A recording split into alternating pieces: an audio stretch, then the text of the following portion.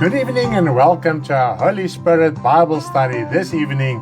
And I do give you the opportunity to share this Bible study on your Facebook timeline as well as your WhatsApp status.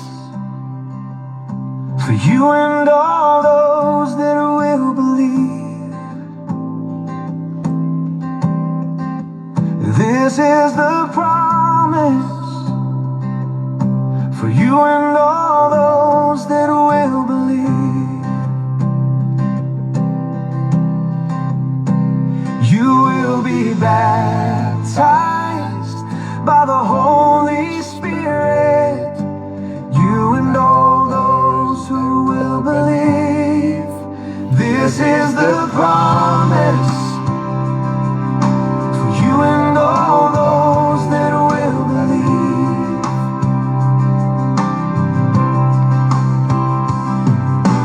Come to the Lord and repent, and you will receive the promise. This is the promise for you and all those that will believe.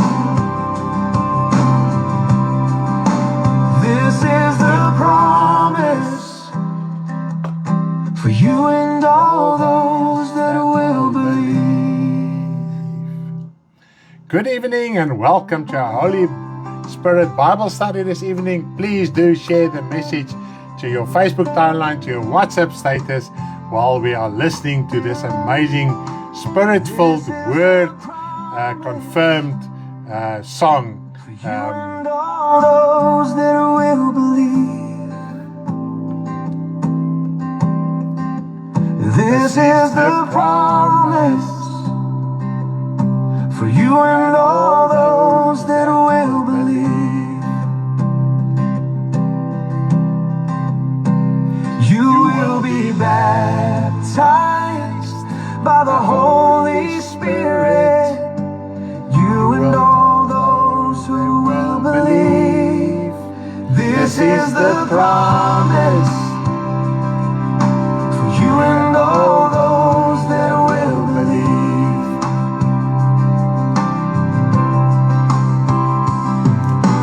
Come to the Lord and repent, and you will receive the promise. This is the promise for you and all those that will believe. This is the promise for you and all those that will believe. Praise the name of the Lord. Good evening and welcome to our Thursday night Bible study in English. Goeienaand, welkom almal. Karen was Dinsdag aan die woord met Afrikaanse Bybelstudie oor die Heilige Gees doping. Nou ek is vanaand hierso met die Engels besig en ek wil net gou hierso 'n vers highlight en onderstreep terwyl jy nog so lekker inskakel en ook die boodskap deel na jou tydlyn toe en na jou WhatsApp status. Na die tyd deel ons die video ook op ons YouTube kanaal met dieselfde naam as ook op ons Telegram channel met dieselfde naam en dan ook Zoom. Ewers kry ek dit alles vashak, maar daar gaan ons weer. So ja, na die tyd deel ons dit ook op ons Telegram channel met dieselfde naam en dan ook het ons 'n WhatsApp channel. Daar deel ons al ons daaglikse inligting en skakels ensovoorts. Yes, so please do follow our WhatsApp channel. Is my microphone on? I just want to know from you guys, can you hear me? Because here was a glitch on my phone and I believe it. Klink hy reg? It sounds okay. Yes, I hear my wife is listening to me.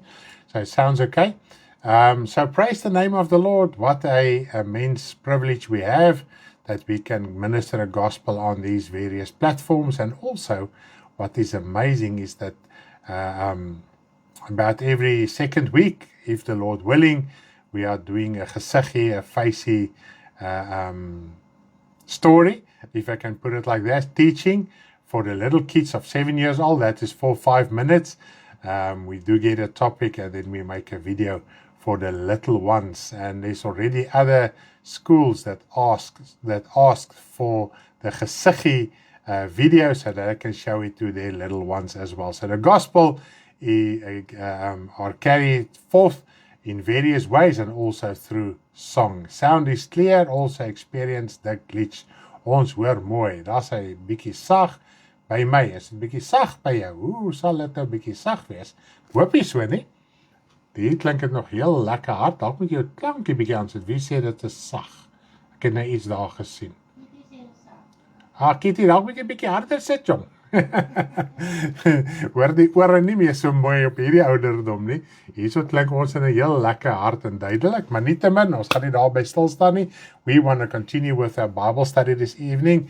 Very interesting topic. I'm going to talk a lot of points through with you guys. That is the Holy Spirit baptism. A very, very relevant, interesting, and necessary topic to understand it biblically. Not according to some visions and dreams and angels that appear to people. We are looking at it biblically. And this is what we must understand. Nothing in our Bible study is something that I can refer to. I've seen a vision or a dream or an angel has appeared to me. Everything that we wrote down there is biblically sound doctrine.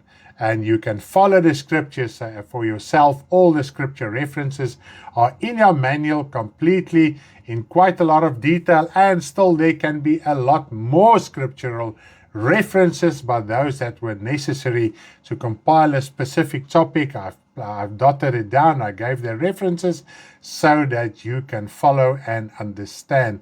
And the purpose of the video Bible study that we are doing live on Facebook is just to elaborate and give clarity on certain points that might be unclear. And as years has developed, the topics has developed, everyone became spiritually mature. Even the messages became mature. So there's a lot of new and interesting things that we discuss with you that just confirms what we have already written down in the manual. So please do follow in the manual. Have this on hand as well when you go through your Bible study. But let's start with prayer this evening, and then we are going to go straight into the Bible study. Heavenly Father, we do thank you in the name of your Son, Jesus Christ, for your goodness, your kindness, and your grace that we have every day, Father. Every day we receive actually so much from you without even realizing it. Now, I'm not talking about tangible things.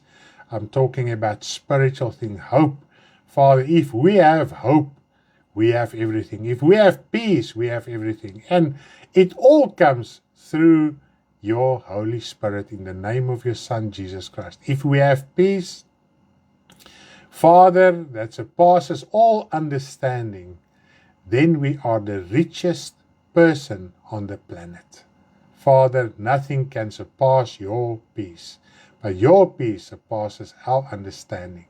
And I thank you that we can have it, we can receive it, we can get it, Father. And if we don't have it, help me this evening that I can carry forth a message and deliver this and teach this topic to such an extent that we can open our hearts to receive this peace. In Jesus' name, amen. Hallelujah, hallelujah. Now, the main points in this lesson, this is the Holy Spirit baptism lesson, to understand and that everyone wants to know are, when do I receive the Holy Spirit baptism, and why do I need it, and what is its purpose? This is the three main points we're going to cover tonight. It is also in your lesson. That is mainly on pages 7, 18, and 20, and in between as well. So I'm just going to run through it, walk it, talk it through with you guys. I'm not going to stand still at every single point, but I think if you can grasp what I'm conveying this evening, and open your heart when you go through the manual, will understand it even better. Okay, so this is the purpose of our Bible study, so that you can understand your manual even better. Now, the importance of understanding this lies in the fact that not everyone shares the same conviction, because sometimes it seems like we are overemphasizing or overstressing certain points. But as new people are joining our ministry, and maybe there is something that are not just that just doesn't click in your heart yet, you might be still double-minded in certain aspects. And this is the purpose of this Bible study, is to give you that certainty. And if you have questions, please do leave it in a comment and ask us afterwards. It is not burdensome for us to answer you regarding things that are clear on the topic.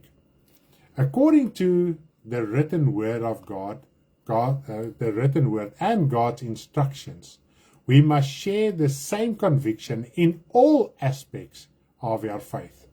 Now, we have a Bible to validate our belief. This is the purpose of our belief, always to refer back to the Bible, not just one verse or portions of verses, but to understand what the whole Bible teaches us regarding certain doctrinal teachings. If there are differences, it leads to divisions, and the Spirit of God will not affirm or agree with those divisions, whether it might be this aspect or other. And if we willfully differ on certain points after we have heard the truth of the Word of God, that causes division, and the Spirit of God won't agree with things that are not in unity with the truth of the Word. Yet we might agree with the Holy Spirit baptism, but do we agree with the rest of the core doctrinal issues? Yes, we might say this evening, and it's a popular saying in the Christian church, that God gives us room to difference, to be of a different opinion. But this is entirely contrary to God's words, His commandments, and His instructions. And this is what we must understand, and we must take it in this seriousness. If there is divisions, if you don't walk in unity with the truth of the Word, there is no room for differences in core doctrinal guidelines. And this is what we must understand. And this is very serious according to the Word of God, to be in a unity with the Word of God, the truth of the Word. Now, the differences lie in church doctrines, which causes this disagreements. The truth holds only one opinion, where the lie has many. Now, let us read the first verse regarding unity. That is 1 Corinthians 1 verse 10. 1 Corinthians 1 verse 10.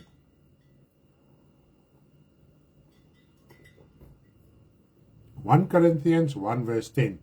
Now I plead with you, brethren, by the name of our Lord Jesus Christ, that you should speak the same thing, and that there be no divisions among you, but that you be perfectly joined together in the same mind and in the same judgment. Now, this I read from the Bible. There are other reference verses as well. I'm just going to stick to this one, because the other says exactly the same as this. So 1 Corinthians 1 verse 10, the Bible states, we must be perfectly joined in the same mind and the same judgment. That judgment is in the same conviction. Okay, so we must see eye to eye with all the core doctrines in the Word of God. If we don't become one in mind and opinion with the truth of the Word, our spiritual life will never progress and bear meaningful fruit. And this is what we must understand. Why? It is as if we are struggling all the time. Are you struggling spiritually all the time? Now, for years, not just on one issue. Maybe you think you are agreeing with certain doctrinal guidelines, But as a matter of fact, if one should push you on to explain yourself in a certain doctrinal manner, then you will find out you are actually disagreeing with the truth of the word. And then you can realize there's a problem in your spiritual life, because God cannot confirm things that are divided against the truth of His word. Now, this is when we are carnal. Now, I'm not talking about you are still growing spiritually. There's not a lot of things that you really don't understand. But I'm talking about things that you willfully hold on to even after you have heard the truth of that matter. Now, carnality will never understand and submit to the things of the Spirit. Therefore, such a person will stay divided and argue. And we must remember, God hates partiality. In the Old Testament, in Proverbs, I think He says there's seven things that He hates. And the last one is partiality. We even read in Romans, if someone brings in a doctrine that causes divide against the truth, he is not serving the Lord Jesus Christ. Okay. And we must see it in that serious manner. 1 Corinthians 2 verses 13 till verse 14. 1 Corinthians 2 verses 13 till 14, just to confirm what the Word of God says when we are still carnally minded. If we refuse to understand and let go of things in our spiritual life, even if we have heard the truth, then we are still carnally minded. And if we are carnally minded, we won't be able to understand the things of the Spirit. Let's read the verses. These things we also speak, not in words which man's wisdom teaches, but which the Holy Spirit teaches, comparing spiritual things with spiritual. But a natural man does not receive the things of the Spirit of God, for they are foolishness to him, nor can he know them because they are spiritually discerned. And this is very relevant, especially when it comes to the baptism of the Holy Spirit. First of all, I want you to take note of verse 13, not in words which man's wisdom teaches. Okay?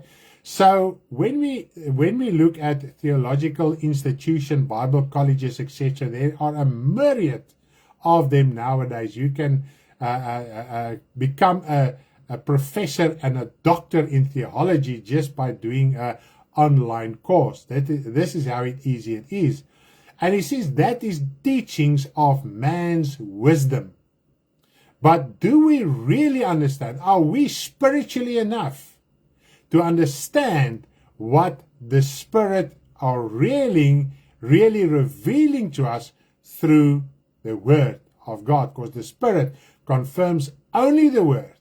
So if we don't understand the Word, it means the Spirit has not confirmed the Word in your heart yet. So open your heart for God to confirm it, that you can understand it and break out of carnality.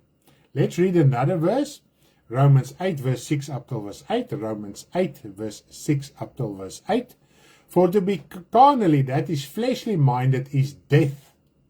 But to be spiritually minded is life and peace. Do we sometimes struggle to really have life to experience life and peace in our hearts? Then we might just start to evaluate ourselves. Are we spiritually or are we carnally? Because the moment when you are thinking carnally are things in the Word of God. You might have 3 or 4 things right, but you might have the rest wrong.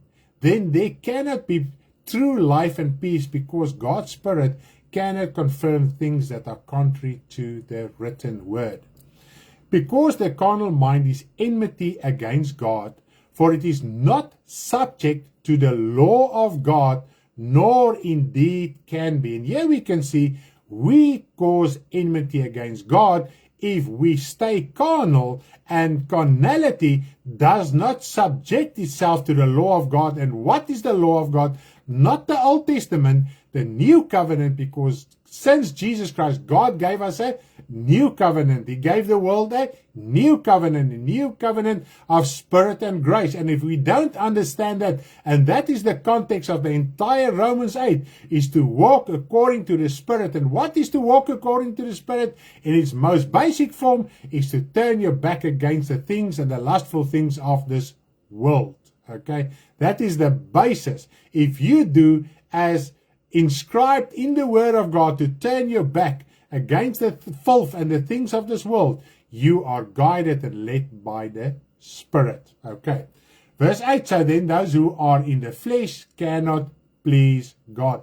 And therefore, sometimes it feels like God, we usually accuse God that He distanced Himself from us. He does not love me.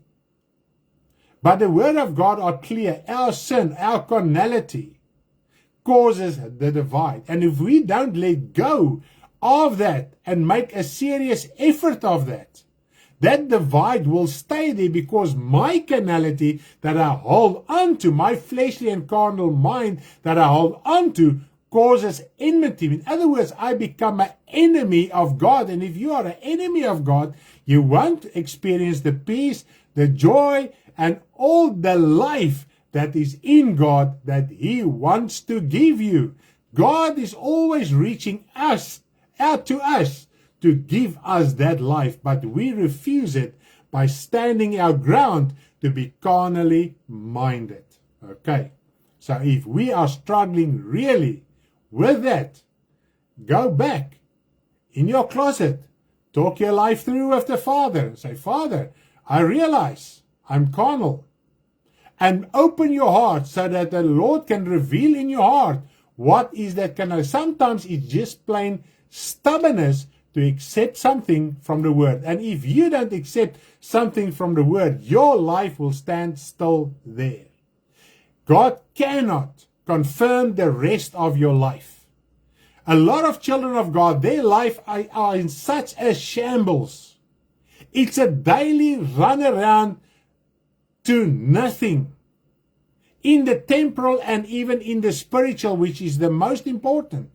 Then you must know you are carnally, but then the carnal person wants to judge the things of the Spirit. And if you do that, your judgment is unrighteous. It's not according to the Word of God. Now, there is a notion in some Christian circles that it doesn't matter if you are baptized with the Holy Spirit, because you will be saved anyway. There is a thinking like that, and we talk it through in the manual, and I'm going to talk it through with you this evening. This is due to ignorance about when the baptism of the Holy Spirit occurs, and to not understand the importance of the Holy Spirit. And this is the thing, a lot of people that comes to the Lord understand the importance of the Holy Spirit. But because they are still carnally minded, they desecrate the working of the Spirit. And they give false teaching and guidance according to the Holy Spirit. But we must become sound in our doctrine and in our conviction. And if we take all Scripture into account, there is nothing more important in your life to conduct your life according to the written Word.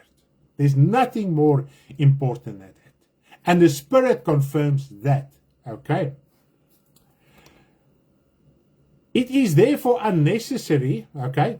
There is another argument that the baptism of the Holy Spirit was given only on the day of Pentecost to establish the New Testament church. It is therefore unnecessary, as the New Testament has been validated. So the baptism of the Holy Spirit they received in the beginning is now unnecessary because God has already validated the New Covenant or the New Testament. Now, according to this belief, people who think like this, the signs and wonders that occurred are no longer relevant. And this is a popular preaching and teaching that signs and wonders, gifts are no longer relevant. And we're still gonna have the Bible study on gifts and offices.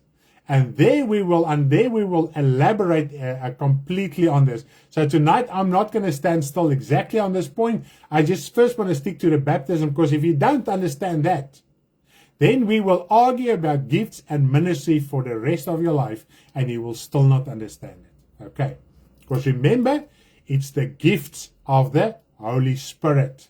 It's the offices of the Holy Spirit. God works through Jesus Christ, through the Holy Spirit, for the offices and gifts to manifest. Okay, I was offline for a second. I'm back online again. It's a technical glitch here tonight. I don't know what's going on, but never mind. I'm looking at it, and I'll stop and start as we are going. So please don't leave the Bible study tonight. We must remember that all signs and wonders occurred through the Holy Spirit. This indicates that there are gifts from the Holy Spirit. The gifts mentioned in the letters to the Romans, Corinthians, Ephesians, and elsewhere were written years and often decades after the outpouring of the Holy Spirit. Nonetheless, it is recorded that these gifts of the Holy Spirit were in practice at a time when they were documented. So here we can see from the history of the early church and what was documented, that what they received at the apostles, what they received at the day of Pentecost with the outpouring of the Holy Spirit, those gifts, those ministries were carried forth to the generations and believers after them. So here we can see, even years and decades after the Christian church were established initially, everything, all the gifts, ministries, baptism of the Holy Spirit, everything was still recognized. I wrote about it, and it was relevant for the time. Okay. Should any of the gifts of the Holy Spirit be practiced, all gifts must be practiced. Now, one of the gifts, and we're going to elaborate on this even more when we get to the ministry of the gifts and the offices as well. One of the gifts still practiced by every preacher and active Christian is the preaching of the word. While I'm preaching and ministering to you, I'm practicing the gift of prophecy.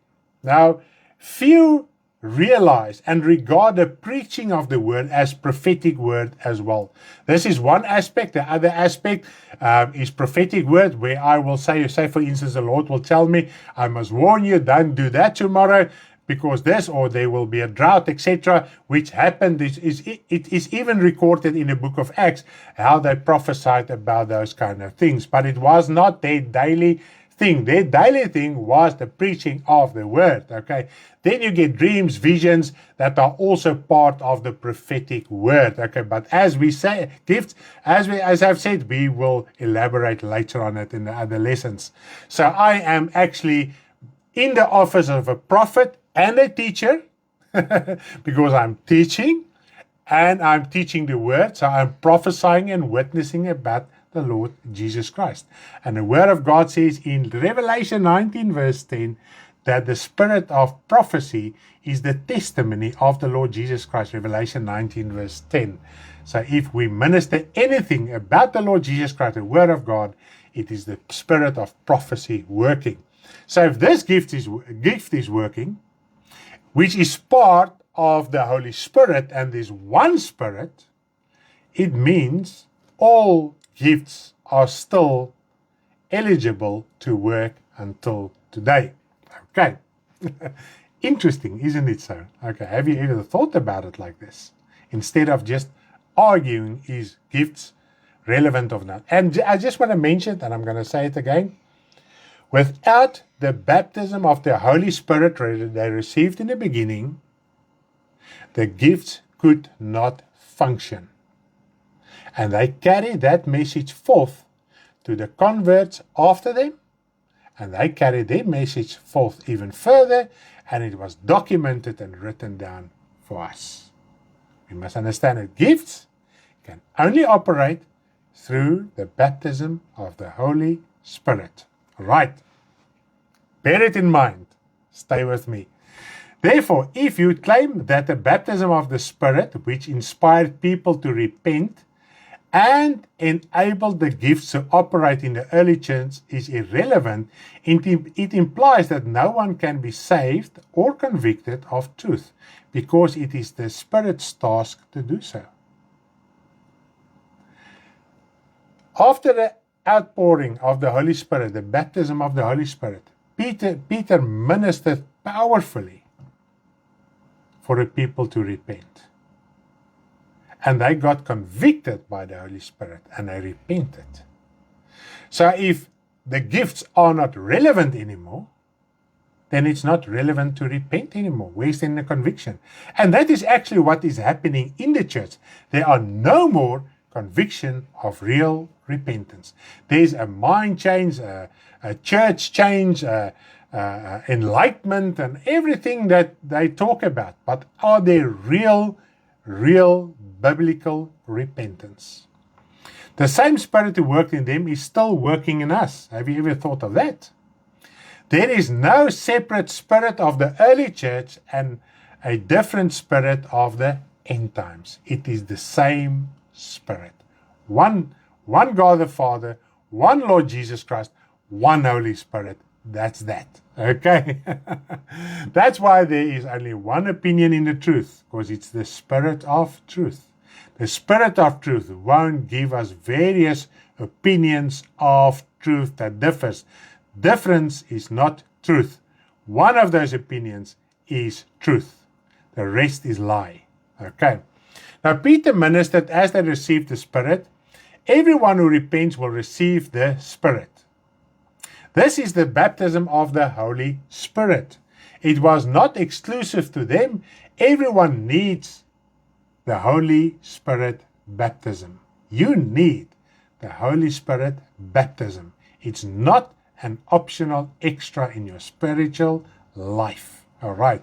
And we're going to establish when you receive it and how to receive it. Okay.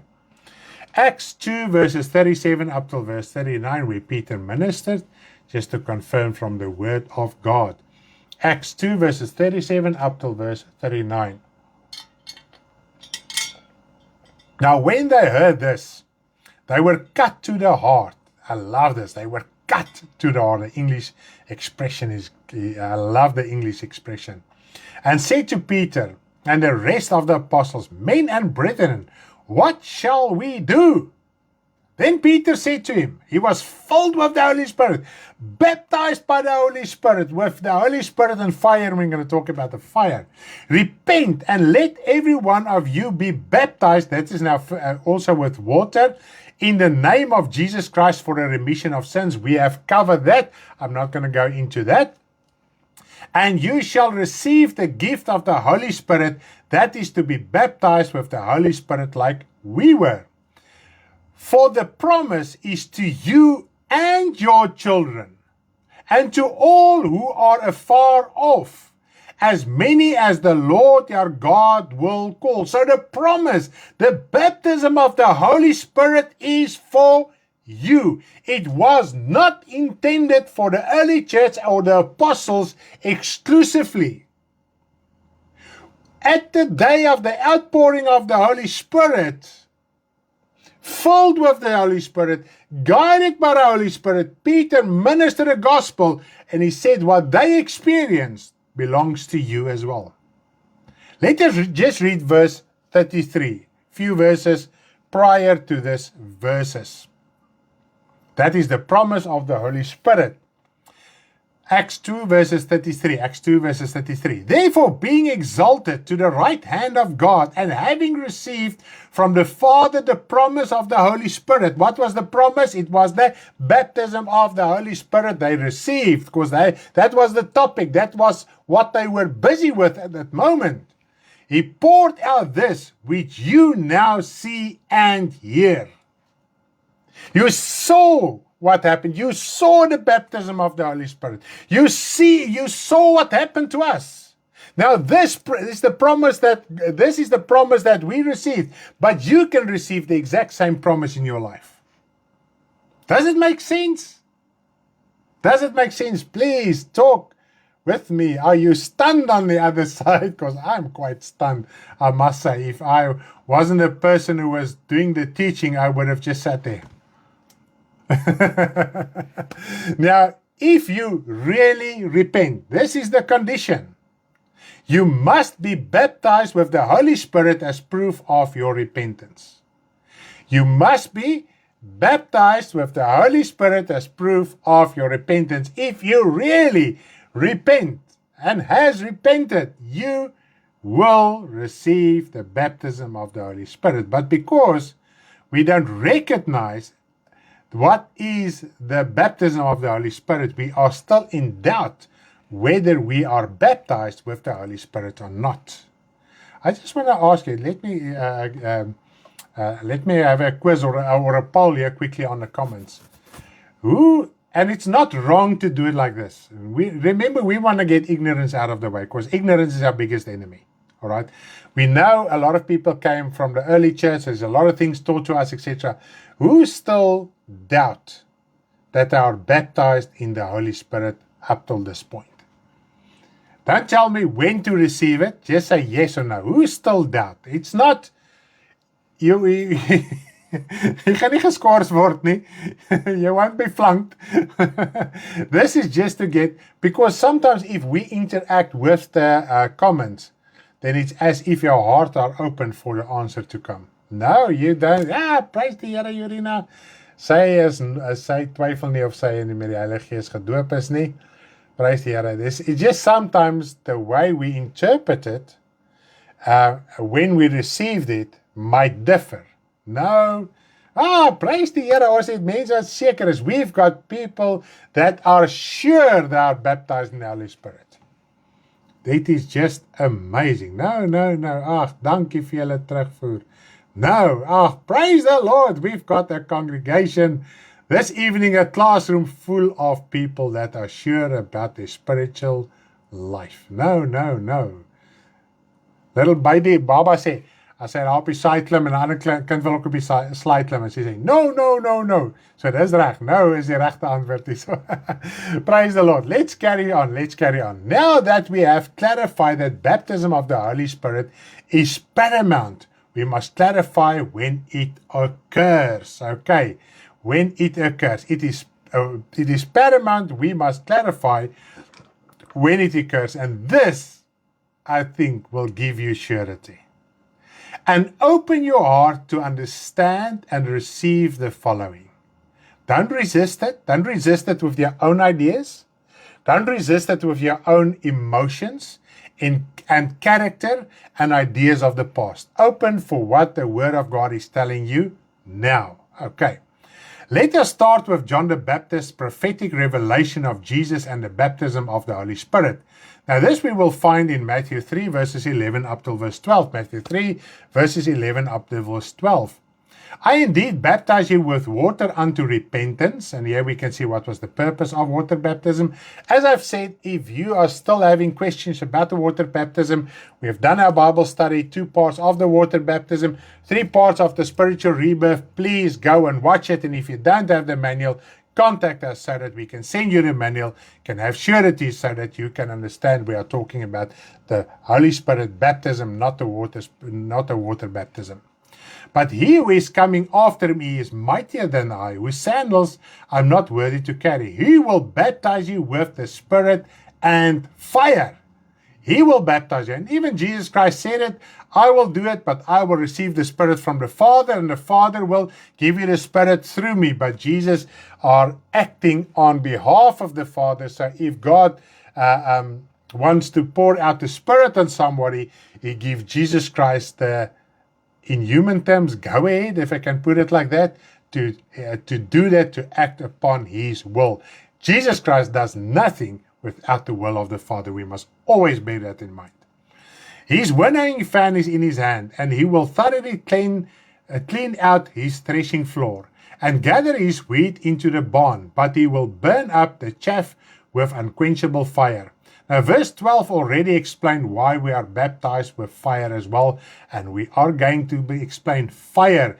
And this is where sometimes we have a lot of things wrong, and if because of our incorrect perception and conviction and doctrine, then we still think sometimes we must still be baptized with the Holy Spirit.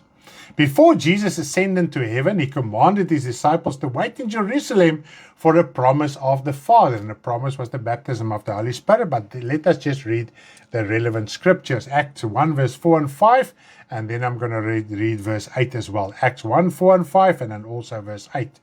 And being assembled together with them, he commanded them not to depart from Jerusalem, but to wait for the promise of the Father, which he said, you have heard from me. For John truly baptized you with water, but you shall be baptized with the Holy Spirit not many days from now. So here Jesus clarifies the promise from the Father is the baptism of the Holy Spirit. Okay. But you shall receive power when the Holy Spirit has come upon you, and you shall be witnesses to me in Jerusalem and in all Judea, Samaria, and to the ends of the earth. So here we can see what is the purpose of the Holy Spirit. After you have repented, you cannot receive the baptism of the Holy Spirit without repentance. Okay, we must clarify that emphatically, because nowadays people are just get prayed for, laid hands on them to receive the Holy Spirit where there is no repentance and remorse and change of life. Okay. Through the empowerment of the Holy Spirit, we are called to bear witness. That is the purpose. We are tasked through the Holy Spirit. That was the task lay upon us. The moment you repent and you receive the baptism of the Holy Spirit, you must be a witness to the gospel. Okay. That is to live it out and also to spread it. Although the disciples experienced this singular encounter, I want you to understand this happened only once. Okay. This, what happened, the outpouring of the Holy Spirit only happened once. Okay. It had one clear purpose. Even though it happened once, there was only one purpose for it. They did not force God to grant this experience each time they gathered. So they didn't go to the temple or to wherever they gathered in homes and expected God to meet with them as he met with them with the day of Pentecost. As a matter of fact, when you read through the book of Acts, they went from house to house and door to door and teached each other. They taught each other. That's all. They taught each other to stay in the faith, not to have spiritual encounters and experiences. All right? This helps us to understand why we receive the Spirit in this way. They receive the Spirit in this way. With your spiritual rebirth, you have experienced the joy, release, and peace of the Lord. Some more than others, but your heart felt different. With the day of your repentance, there was something that changed. Okay? Some just broke up and they cried, and remorse and tears were flowing, and maybe for an hour or two they were crying, and others not. But still, there was something different. All right? Something happened in your innermost being, even if it was very subtle. And you stood up there and you realized, I must serve the Lord with everything in my life. Even if you didn't shed one tear, you know what you experienced the day with your spiritual rebirth. This happens only once in your life. And the word of God is clear. You cannot give your heart, come to repentance, be circumcised by heart, be born again more than once in your spiritual life. It happens only once. Like a child are only born once. Then he must grow up. Be the same. You are spiritually born once. Then you must grow up. Okay. Afterwards, like the disciples, you must remember the empowerment of the Holy Spirit laid on you, the task to obediently witness and live a God-fearing, fruitful life. So if you're still seeking experiences, outward things, certain things, then you have a wrong conviction.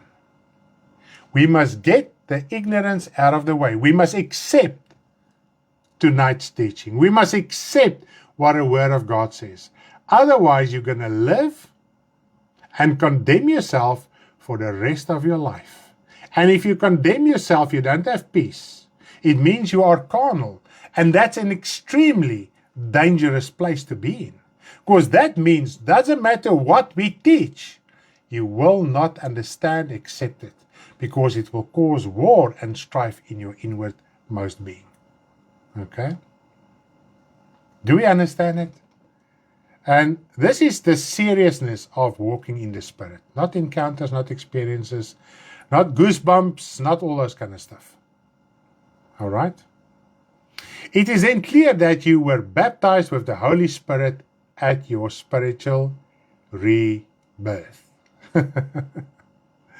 If you stood up there and there was something different in you, a different conviction, a different urge, a different understanding than you had before.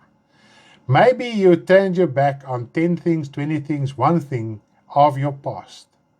That means you received the baptism of the Holy Spirit. All right? Without the Holy Spirit baptism, you cannot receive it, nor can you be born again without the baptism of the Holy Spirit. Jesus said this is the way to receive the Spirit after repentance. Let's read in Luke 24 verses 46 up till verse 48. So if you still have excuses not to be sure that you are born again, and even if that you did, even your testimony, in your testimony, you say you gave your life to the Lord. But we want experiences. We want that special treatment. God is not partial. He treats everybody exactly the same. Luke 24, 46 up to verse 49. Then he said to them, thus is written, and thus it was necessary for the Christ to suffer and to rise from the dead the third day, and that repentance and remission of sins should be preached in his name to all nations. Now, at Jesus' time, with John the Baptist, it was preached in John the Baptist baptism. Now it must be preached in the name of Jesus Christ, beginning in Jerusalem. So they began there. And you are witnesses of these things. Behold, I send the promise of my Father upon you, but tarry in the city of Jerusalem until you are endowed with power from on high. So, with the outpouring, the promise, we've established the promise is the baptism of Holy Spirit.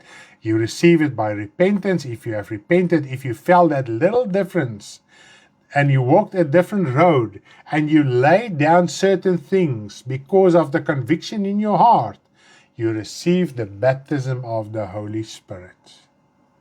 But we fall back and become carnal again, and deliberate and willful, stubborn.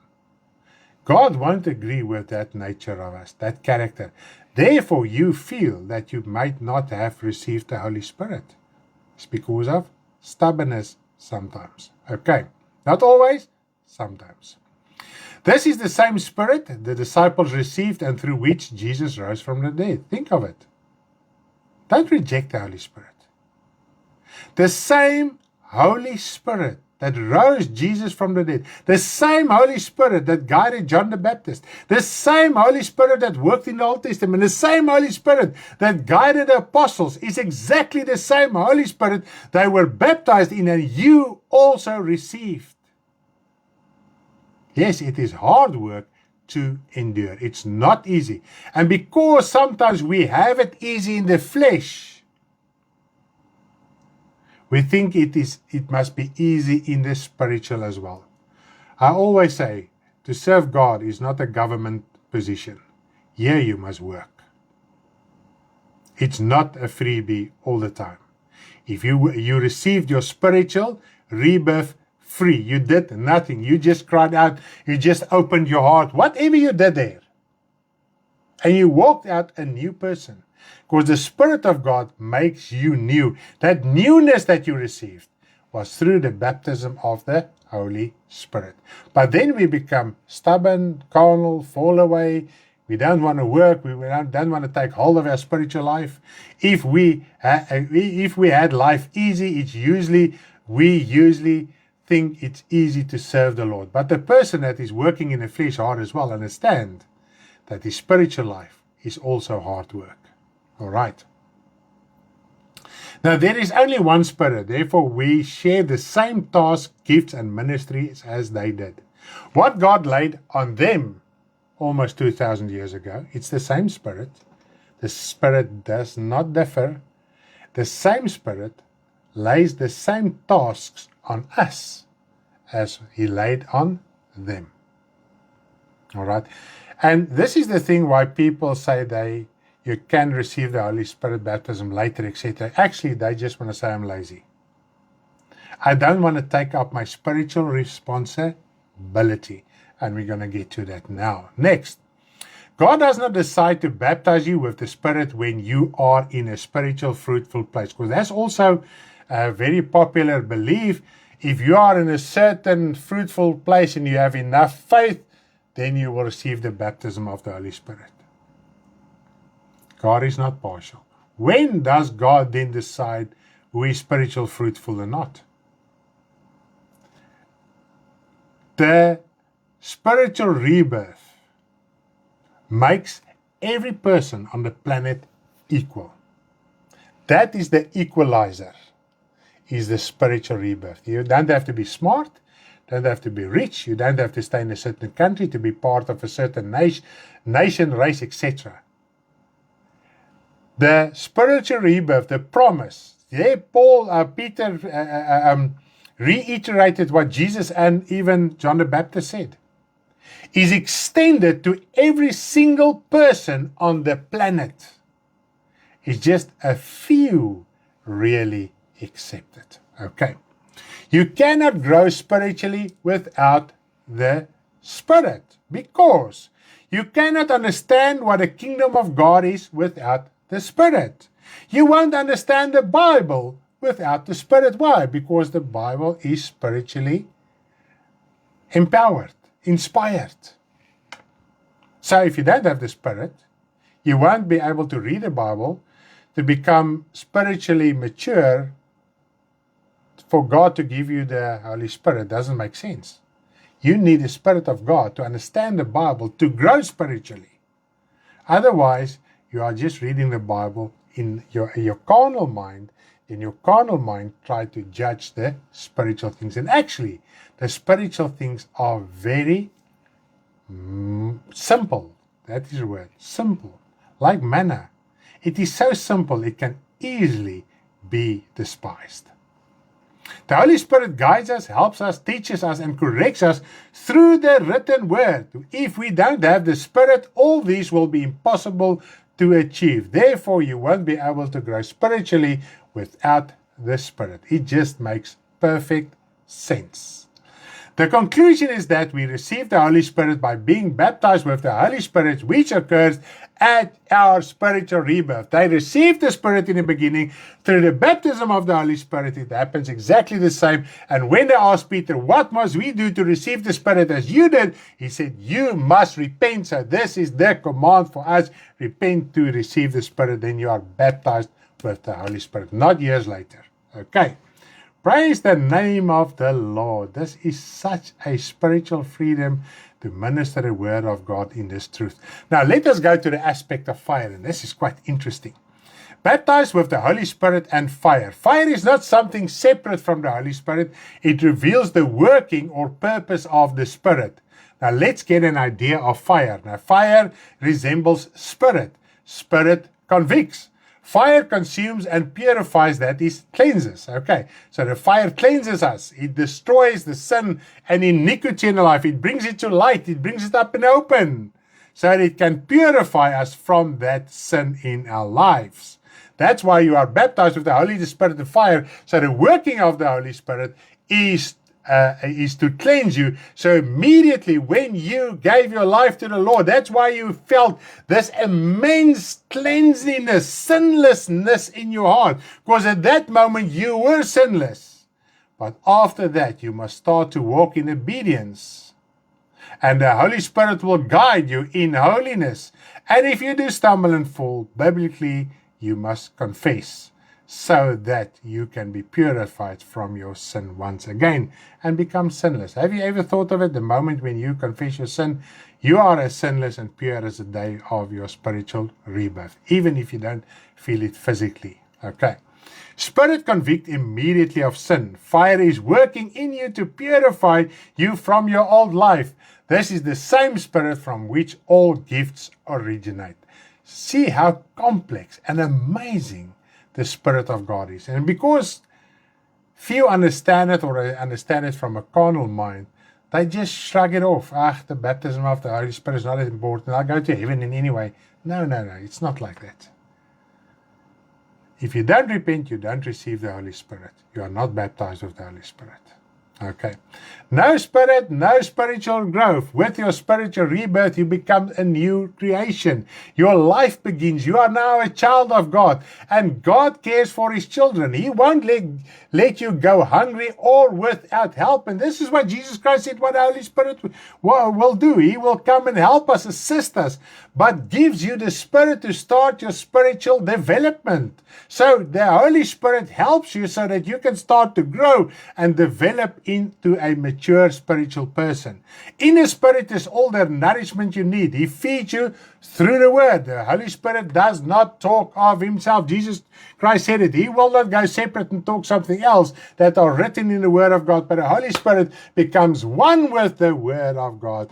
And that is how God's Spirit works in us and convicts us and teaches us and guides us to go to heaven one day. Therefore, it is impossible to receive the Spirit later, no matter when you try to figure it out. But if you understand the reality, the freedom of the Spirit, then you want it. Hallelujah. From that moment, the Spirit works in you to keep on purifying you. That is the fire. Fire is not a sensation or spiritual dimension and encounter, but a road of humility and obedience. People are looking for the Spirit up there. Somewhere there. It must fall out somewhere. I don't know from where. While Jesus Christ says, if you come to me and you believe in me, streams of living water will come from your belly, from your inward person. Don't look for a Spirit out there. It's either in you or not in you. If you are looking for sensation out there, you're either not born again or you became carnal. But tonight, that ignorance can be taken away and you can receive the truth of the Word of God. Do you feel that? Do you experience the inner freedom when we talk about the Spirit in this way? Remember the manna and the unleavened bread from the Passover feast. The same every day for the rest of your life. Humility for the rest of your life. When you open your eyes, the manna is before you, humility is before you. That is that. There is no other gospel than that. And if you can accept it and open your heart for it, then obedience won't become a burden. It won't become a curse. Because the manna became a curse for the rebellious, for the stubborn Israelites. And so the Word of God can also become hard and a curse to us if we don't open it and understand. We must keep on humbling ourselves before God. We must accept the written Word. If your mind are not there yet in a certain aspect and you read something contrary, or you hear the word of preaching, the preach word that is contrary to you, and it is written in the Word of God, you must go back and say, Lord, I'm guilty of this. I want to be in unity with what your word are telling me. I don't want to make it difficult, but now I am difficult on this point. Please, Father, help me. I want to be in a unity with what your word are telling me right now. Okay. For those seeking excitement and encounters, obedience and humility can become a curse, isn't it so? For those who understand life is in obedience and in humility, the gospel is a joy. Now, God delivered Israel with great signs and wonders. He did not repeat it. After he met them with great signs and wonders, it was humility. It was manna, unleavened bread every single day of their lives. for 40 years, and the majority were rebellious against it, isn't it? Because they didn't understand what real life is to live according to the Word of God. Now, in a powerful way, God confirmed His covenant. After that, obedience and subjection. Now, God gave His Spirit, never gave His Spirit to entertain people or to show how great He is. He always had a specific purpose. Through the purpose, everyone saw God's greatness and feared and trembled. And this is the thing I don't understand in the Christian church nowadays. In the New Testament church, even in the Old Testament, when God's Spirit manifested, people really trembled. They feared, they cried out, they fell on their faces out of fear and trembling. Nowadays, it is entertainment, and you can just tell God what He must do and when He must do it according to your command. I just want to run through a few points of interest in the manual from this point onwards. Now, the first point is on pages 9 till 11. Under the main heading, 50 days, the Old and the New Covenant. So I'm going to talk, what I'm about to talk through to you is written in page 9 up till verse 11. Under the main heading, 15 days. There are subheadings as well, but the main heading is 50 days. Now, 50 days after the Passover, when the lamb was killed and the Exodus, God gave them and confirmed the Old Testament in a powerful way. Now, 50 days since their departure, after the Passover, it took God 50 days to establish the Old Covenant, and He mainly gave them the 10 Commandments of proof. That the 10 Commandments was the basis of the Old Testament. Now, God confirmed it with fire, smoke, thundering, and lightning. Now, you can read all that in Exodus 19, especially verse 10 up till verse 18, but everything is described in Exodus 19 when they came to the Mount of Sinai, where God gave the 10 Commandments, and then they camped there for a time. Now, the Jews celebrate, this is now the physical Jews, celebrate the 50th day, the Feast of Weeks. In Hebrew, it is known as Shavuot. They also refer to this as the Simchat Torah, which means joy of the Lord. So until today, the Jews celebrate the Feast of the Weeks, which is 50 days after Israel were delivered from Egypt after the first Passover, until they celebrated where God gave them the Torah, or the Old Testament, the commandment, and they say it's the joy of the Lord. And we must also accept the New Testament with joy and gladness in our hearts. Now, the basis of the Old Testament was the 10 Commandments received that day, and that you can read all in Exodus 20. So Exodus 19 and 20 are continuous. Okay. Now, in the New Testament, the Greek word Pentecost means 50. So in the New Testament, when you read, we talk about the day of Pentecost, when the Spirit was poured out, it means 50. So 50 in Greek, Pentecost in Greek means 50. Okay. The original feast was the Feast of the Weeks, the Hebrew feast. Okay. Now, after the Lamb was crucified after Jesus was sacrificed by crucifixion, after the Lamb Jesus was sacrificed by crucifixion, this is the fulfillment of the Passover.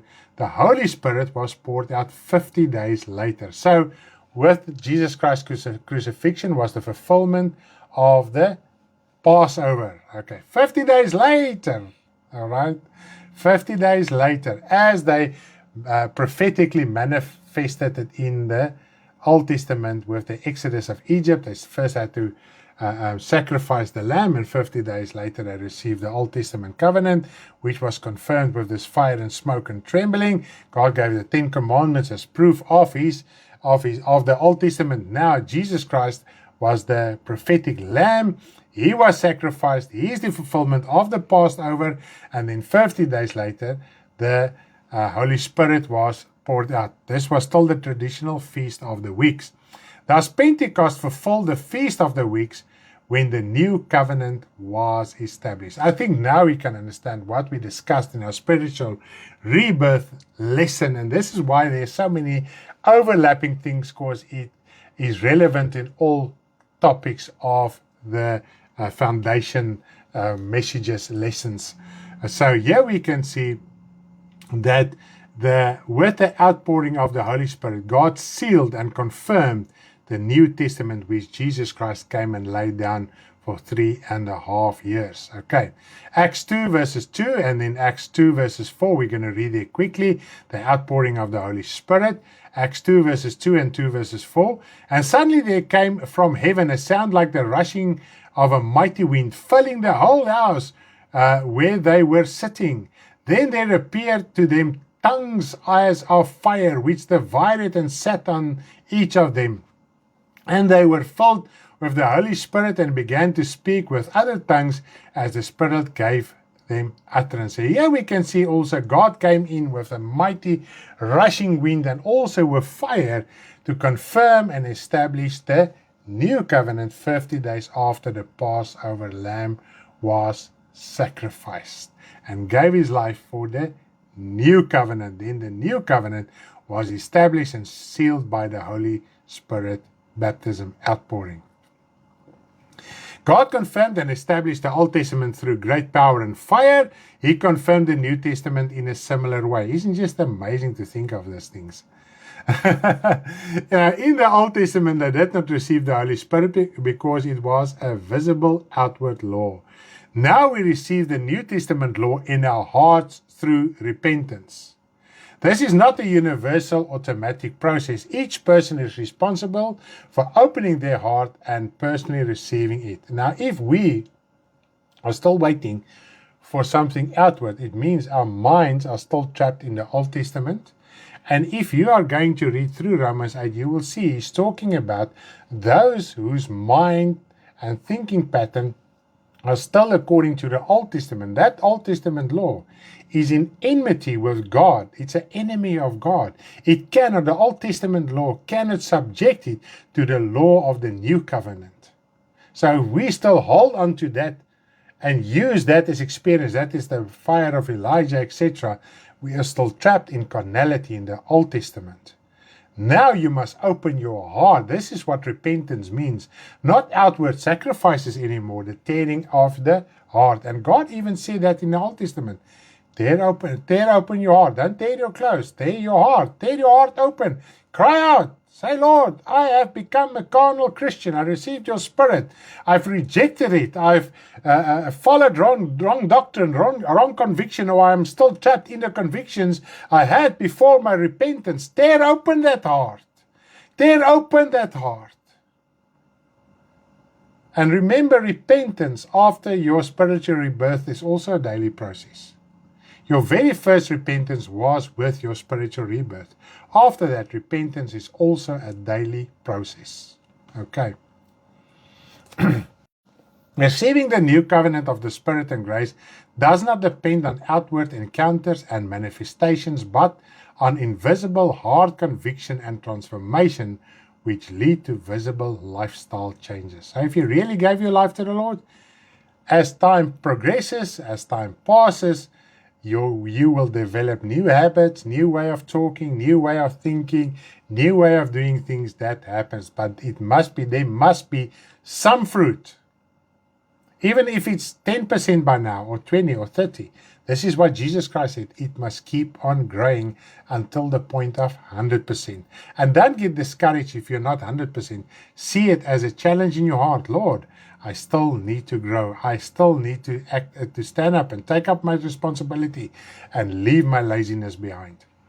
When you are born again, you immediately have the desire to witness and tell the world about your new life and freedom of spirit you receive. Isn't it so? You have this urge since your spiritual rebirth, because you are baptized with the Holy Spirit and fire. There's tongues of fire. It urges you, it changes your tongue to start and ministering and worshiping and speaking the things of the gospel. You start to pray. You are using different words. There's something different happening in your life, and you want to share it with the whole world. It means you are baptized with the Spirit. Even if you just feel guilty by not doing it, it means the Spirit of God, that fire, is working in you for you to do it. Worship the Lord, pray, seek Him, use opportunities that comes your way. Okay. Now, with your spiritual rebirth, you became a new creation. You were then completely sinless. And I just want to talk the following through quickly with you. I'm not going to be that long. This is where the road of obedience to holiness and humility begins. Is that where that new sinless day, when God removed all your past sin, your whole life, doesn't matter what you did in your past, your spiritual rebirth removed everything. That is the free gift and the power of forgiveness from God the Father to you. Over time, some get tired of the daily struggle to keep overcoming. This is when some seek a fresh or new anointing. Instead of understanding to confess your sin, even if it's 100 times a day, seek the Lord. Seek the Lord by confessing your sin. Then only you will be able to have that peace and rest in your inward person. Don't go for a new anointing. Don't go for a fresh anointing, because everyone unknowingly knows at the moment of the spiritual baptism you were sinless. Now you refuse to confess your sin. You walk in deliberate sin, deliberate choices. You deliberately choose rather to still keep on living a carnal, lustful life, worldly lifestyle. And now God does not agree with that. And God won't give you peace if you are willfully busy with it, willfully or not. But then if you can get to the point of humbling yourself, understand what the manner is about, is to humble yourself. Confess your sin, act on the word. It's the only way to get rid of sin in your life. The divide between you and God is confession of sin. There is no other recipe. There's no new anointing. And now people want it in an easier way. I think of when I was baptized with the Holy Spirit, when I gave my life to the Lord, I was sinless. Now I want another experience to be sinless again. Now it's obedience. After God met with Israel, after that He instituted the sacrifices. And obediently they had to sacrifice. And if I did not do it, God's wrath was kindled, and God's anger was kindled against them. Now we have exactly the same. You gave your life to the Lord. God showed to you. He will not hold your past against you. He removed it from you. He forgave you from your past life because you were walking in ignorance and in the lustful things of this world. Now you became a new person. Now you have a new mind, a new understanding to turn your back against the temptations of the world every day, and that we don't do. Now we just want it in an easier way instead of just going and humbling ourselves once again. You must humble yourself even if it's 100 times a day. What is the sin sacrifice now? Is to confess your sin. You must praise the Lord. You must minister the gospel. You must pray. It's not the outward anymore. It's now from the inward. The song, the music, everything, the joy must come within your heart. And if that joy is gone, go back to your closet. Spend time with the Father until the joy are there once again. This is the root of all false doctrine of the baptism of the Holy Spirit, because people don't want to confess their sin anymore. Okay, now let us go to page 14 and 17 under the main topic, laying on of hands.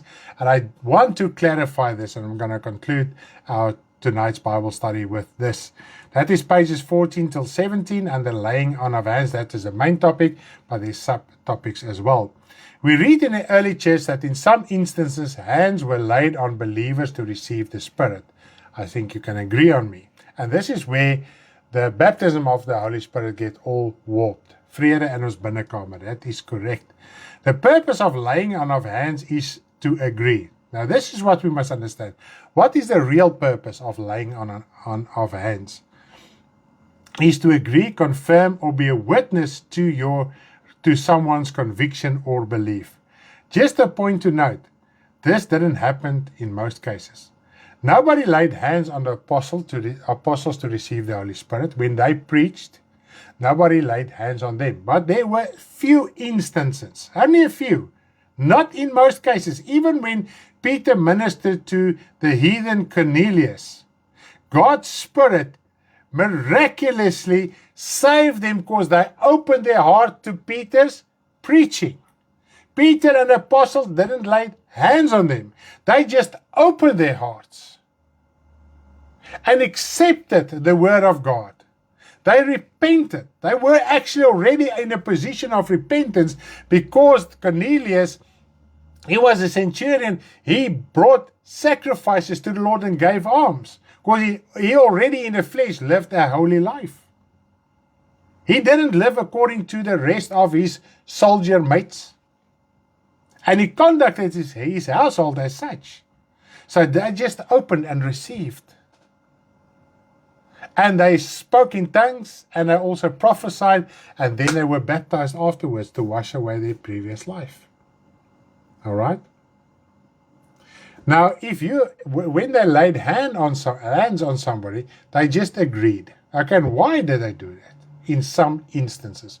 Remember, not all instances, only in a few isolated instances. To confess our sins is such an important part of our lives. Can't imagine not being able to do it. That is absolutely correct, Ruwaida.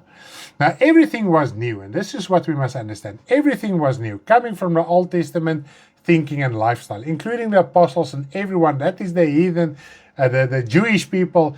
Now this new gospel, this new doctrine has come their way. They did not have a Bible as a reference as we have. And this is what we must understand. What happened to them and what God revealed to them was written down. Now we read their experiences and their teachings as the Word of God. But at that time, they did not have a Bible as reference for them to understand what was going on. And therefore God, from time to time, miraculously intervened and showed them what they received was correct. So when Peter, for one instance, and Paul in another instance, laid hands on them, they just confirmed that they already received the Holy Spirit. And from then onward, Peter and everybody, the giver and the recipient, could testify the day when we gave our lives to the Lord. That's actually when we received the Holy Spirit, but it was confirmed.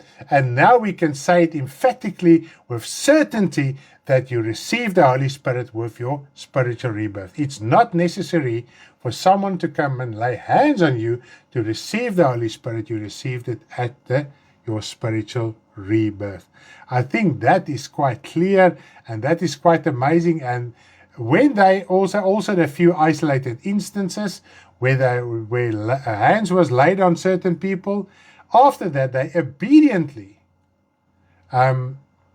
followed the gospel. They didn't had a new or a fresh anointing or a new baptism of the Holy Spirit later in their spiritual life. They knew from that moment onwards, we must be obedient to what we have received. Now, praise the name of the Lord. This was quite insightful. I really enjoyed presenting this lesson to you. I hope also you enjoyed it, and you will understand the baptism and the Holy Spirit in a complete different light, and just embrace it and love it. And because the Spirit of God must make us humble, it must make us meek to understand and accept from a good heart. Now, from next week onward, the very last part of the Holy Spirit baptism lesson is about speaking in tongues. Next week, we're going to talk about it, but tonight I'm going to finish here. May the Lord bless you, and I'm going to finish off with the song that we had right in the beginning.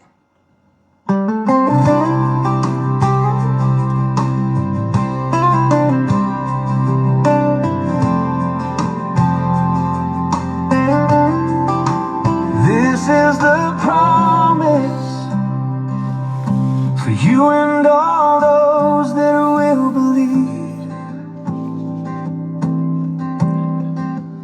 This is the promise for you and all those that will believe. You will be baptized by the Holy Spirit. You and all those who will believe, promise for you and all those that will believe.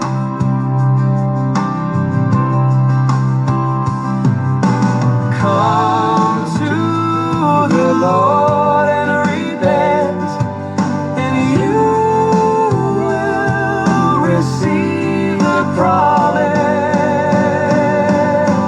This is the promise for you and all those that will believe. This is the promise for you and all those that will believe. Bye bye, everyone. Love you.